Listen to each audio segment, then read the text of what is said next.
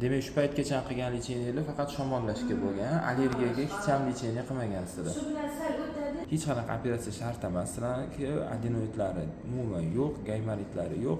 Shu bo'lib kelayotgan, qayta bo'layotgan narsa hammasi bu allergiya bilan bog'liq. Allergiyani lecheniyasini 3 xil etapi bo'ladi. Birinchisi eng oddiy lecheniyasi odatda shundan boshlanadi, umuman lecheniya qilmagan odamga. Bu nima? Birinchi navbatda dieta qilinadi. Allergiyaga qarshi tabletka ichilinadi. Bo'ldi. Birinchi etap shu. Dieta qilasizlarmi sizlar? O'zi ovqat yemaydi bu. Yo'q, ovqatda emas, shirinlik, napitkalardan dieta qilasizlarmi? Faqat shirinlikdimi? Shirinlik yeydi, shu kola, fanta ichish. Unda foydasi yo'q-da. Qanaqa qilib tuzalmoqchisizlar? Ovqat yeyish kerak, shirinlikni to'xtatish kerak.